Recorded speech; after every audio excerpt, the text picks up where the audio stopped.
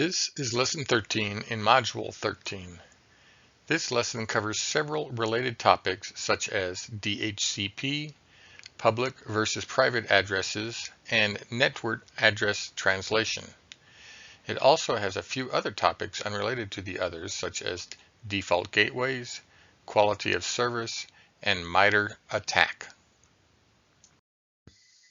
After completing this lesson, students should be able to define and describe the purpose of a default gateway, describe what DHCP is and the different methods it uses to assign an IP address to a device, explain the difference between and purpose of public and private addresses, discuss the various methods used by network address translation devices, describe the factors that go into measuring the quality of service and be able to list some services that require a higher quality of service, and describe the purpose and use of MITRE attack. Let's start with looking at what a default gateway is and what it is used for. You can use the ipconfig command to find the IP address of your default gateway. In Windows, you can also find it by going to Settings, Network and Internet, Network Status, View Hardware, and Connection Properties. Remember that in general, a gateway is a network node that is used as an access point to other networks. The default gateway, then, is the network node that serves as the router of last resort. Each computer contains a routing table that specifies which router on the network is assigned the task of forwarding packets to a specific set of addresses. If none of the rules in the routing table applies to a given destination address, the default gateway is used. We have mentioned DHCP several times in passing, but have not discussed it in any detail. DHCP is the Dynamic Host Configuration Protocol. It is a network management protocol used to automatically assign IP addresses to network devices. The automatic nature of the protocol eliminates the need for an administrator to manually assign addresses to devices. To accomplish this function, two components are needed. The first is a DHCP server, and the second is software on each device that will communicate with the server to obtain an address. There are three methods that DHCP uses to allocate addresses to network devices.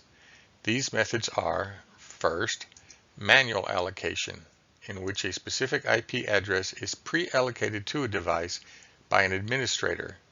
In this case, the DHCP server is only used to send the IP address to the device.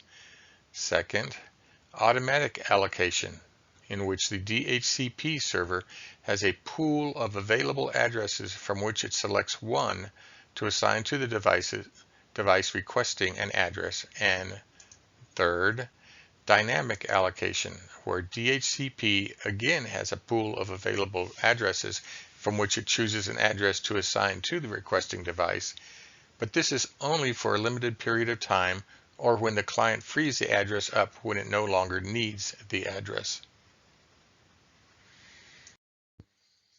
To accomplish its purpose, DHCP uses the connectionless protocol UDP to communicate with a client. There are four phases to the operation as depicted in this diagram. The first is discover, in which the client requests an IP address. The second is offer, in which the DHCP server reserves an address for the requesting client and sends a message to the client with the address. The third is request, in which the client requests the address offered. This step is needed as there may be multiple DHCP servers, each of which might offer a different address. The client has to choose the address it wants to use. Finally, the fourth phase is acknowledgement, in which the DHCP server sends an acknowledgement back to the client, which may include the duration that the address may be used before needing to request a renewal or obtain another address. This completes the process. Continuing on with our discussion of addressing, there are two general types of addresses, public and private. You may also see internal addresses used instead of private and external addresses instead of public. A public address is an IP address that can be accessed directly over the internet. It is generally assigned to your router by your ISP. A private address is one which your router or other device assigns to you and is used for addressing on your internal network.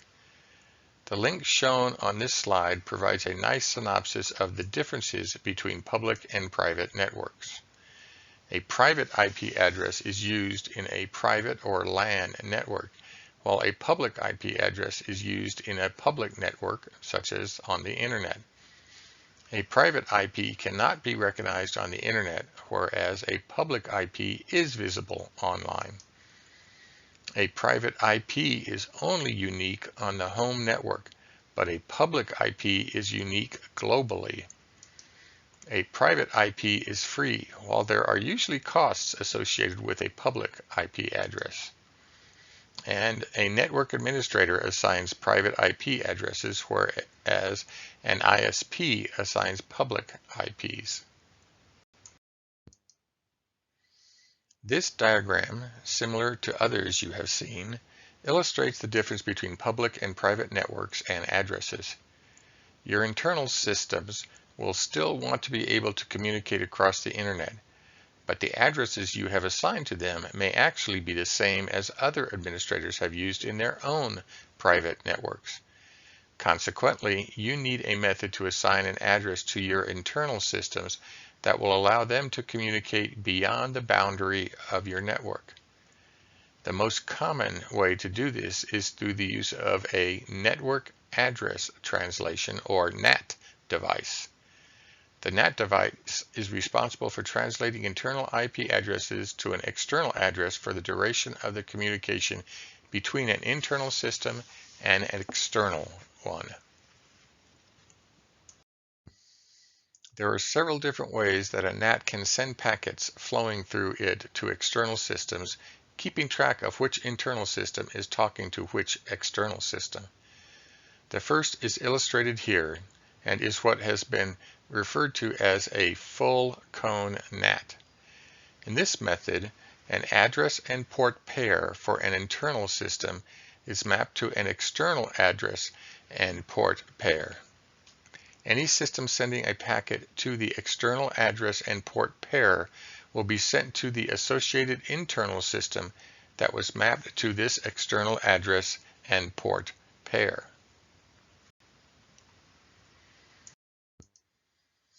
In the second type, a restricted cone NAT, it starts off the same as the full cone NAT in that an internal address and port pair is matched to an external address and port pair.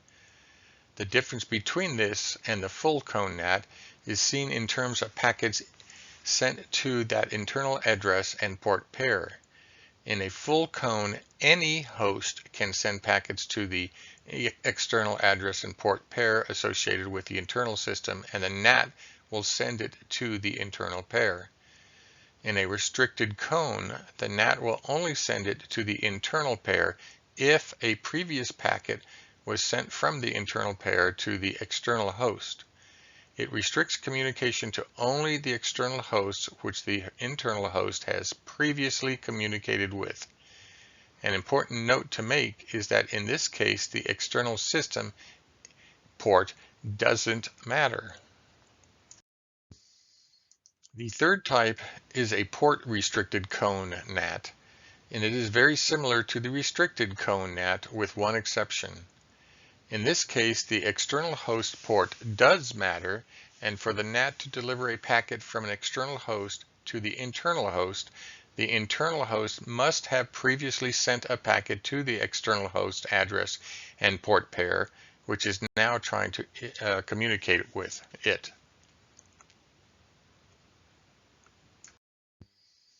The fourth type is a symmetric NAT. This is the most restrictive type of NAT in that an internal address and port pair is associated with a destination address and port pair. If the same internal host sends another packet from the same address and port pair to another system, the NAT sets up another associated pairing.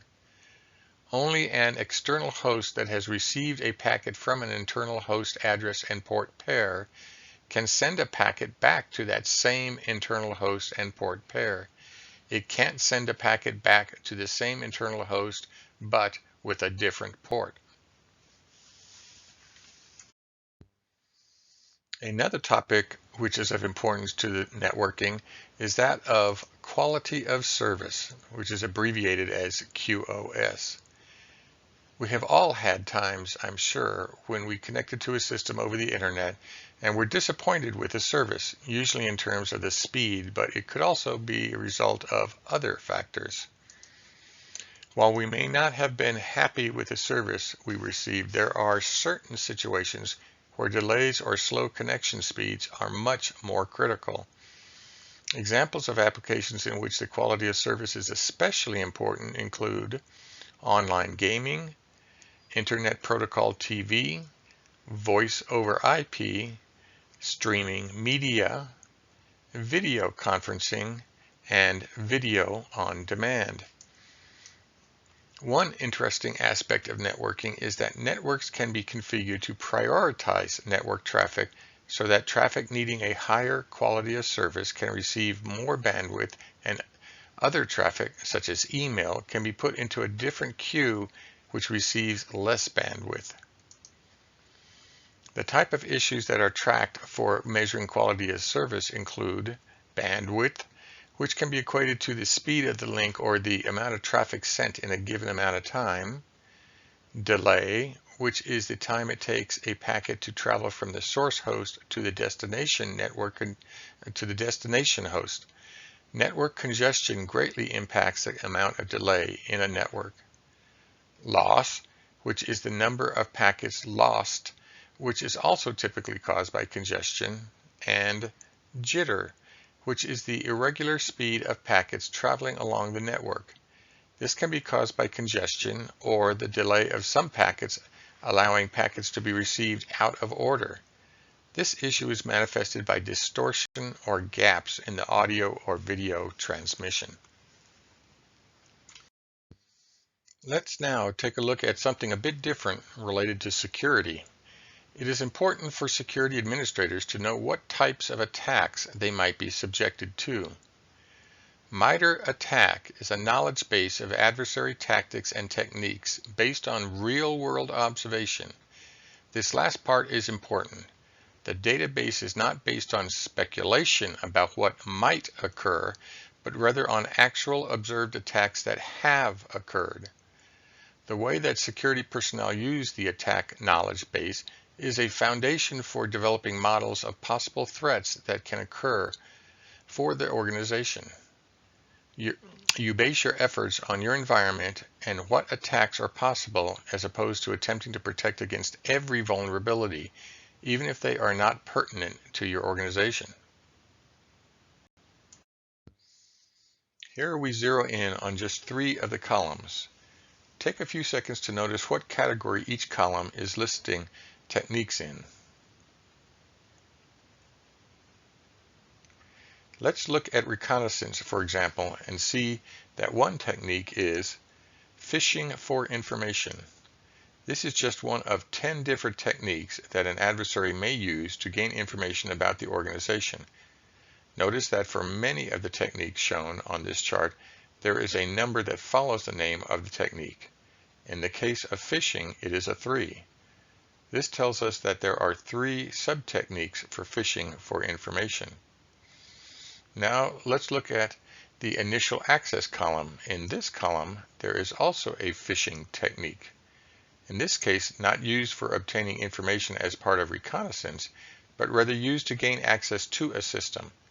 It also has 3 sub-techniques. Let's look at this one in more detail to see what type of information you can find in the attack framework. Here is a description of how phishing can be used to gain access to a system. Notice that the first sentence here is a basic description of the technique that will be used. In this case, it is actually something that we are all probably familiar with. The procedure examples section provides a list of examples where this technique has been used to gain access to an organization's systems or network. Of course, one of the most important things we are interested in is how we can prevent or mitigate this sort of attack, and various methods for doing this are contained in the mitigations section.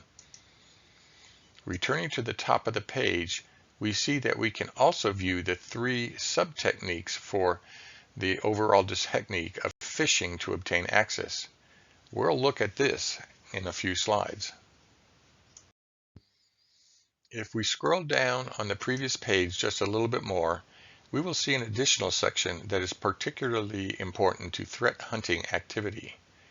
This section is the detection section, which describes various methods that can be used to detect the attack technique.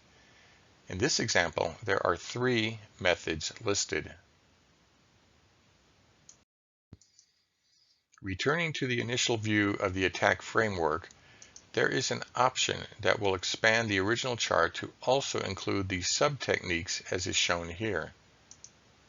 Notice that phishing for initial access has 3 sub-techniques listed, one of which is spear phishing attachment. Let's look at this for a second. What you will now be shown is a more specific description of the spear phishing attachment technique that can be used to gain access to your system or network. The information contained here will include the same sections as before: procedure examples, mitigations, and detection. In this case, if you were to scroll down, you would see over 100 examples of this specific sub-technique. Returning to the top of the attack enterprise framework, we can lessen the number of techniques shown a bit by zeroing in on different matrix options. For example, if we only had Windows-based operating systems in our organization, we could look at just the techniques that were aimed at Windows-based systems. If, on the other hand, we had only Linux-based systems, we could look at the techniques that only focused on these systems. Notice that both of these eliminated a number of techniques we now would not need to be concerned with. If you are worried about your cloud environment, you could focus on techniques for this environment as shown here. Or maybe you're interested in just network devices, as is shown here.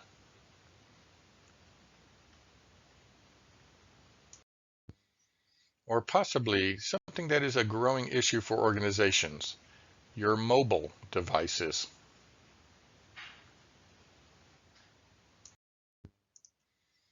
Note here from the MITRE ATT&CK website a list of several different ways that MITRE ATT&CK can be used.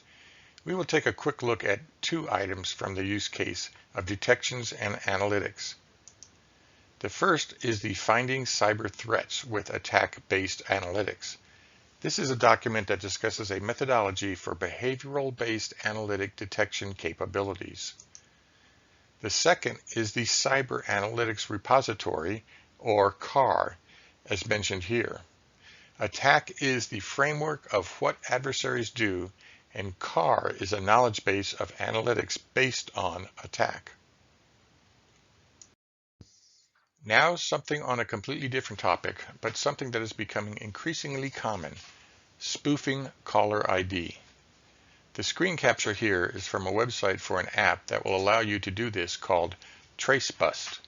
This is not some hidden app either that you have to obtain through special locations. You can obtain it from the Apple App Store. This will allow you to set your caller ID to any number when you call. Your real caller ID will not be shown. Not only can you change your caller ID, but you can also change your voice in order to disguise it so the individual you call won't recognize you. Now, to make it even more interesting, couple the previous caller ID spoofing with deep fake audio, and it can make it a challenge to determine who is really calling you. The quote on this page is from the FCC warning about the use of AI to spoof the sound of an individual's voice. The link at the bottom of the page describes more about the issue and provides an example of how deep fake audio can be used in a scam to pull money from an individual. What we can learn from all of this is that as technology advances, so also do the ways that criminals use that technology. Okay, we have just a couple more slides. Homework number 3 has been posted. It involves examining the MITRE attack framework in a bit more detail. The goal is for you to become more aware of exactly what MITRE attack contains, so you can have a better feel for how it can be used to help you with the security of your organization's network. The homework questions can be downloaded so you can do the research. When you are ready, you go online to enter your answers the same way you do for a quiz. Be sure to download the PDF file first, however. This is an individual assignment, and you should not discuss it with other students or individuals. For this lesson, there are 7 required short videos. There's also one optional longer video on MITRE attack and a short, very interesting video on creating a deepfake audio file.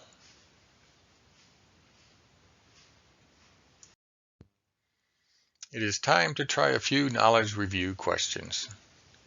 In which DHCP allocation method is a specific IP address pre-allocated to a device by an administrator? Manual, automatic, dynamic, or none of the above? DHCP is designed to assign addresses as needed. There is no pre-allocated method. The answer to this question is manual. In which DHCP operation phase does a client select the address it wants to use? Discover, offer, request, or none of the above? The client doesn't select the address. The DHCP server selects an address for the client from a pool of available addresses. The answer to this question is the request phase.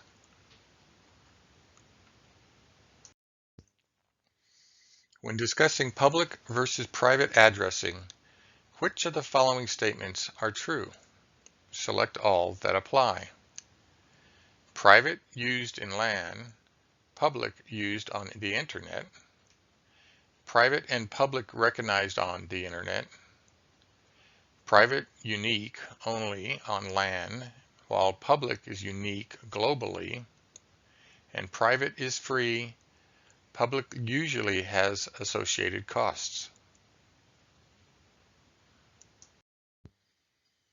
The answer to this question is that all of these are true, with the exception of private and public addresses are both recognized on the Internet. In which type of NAT can any host send packets to this external address and port pair associated with the internal system, and the NAT will send it to the internal pair? Full cone NAT, restricted cone NAT, port restricted cone NAT, or symmetric NAT?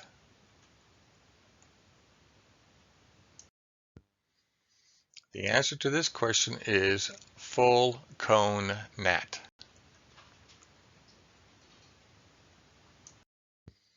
This concludes Lesson 13 in Module 13.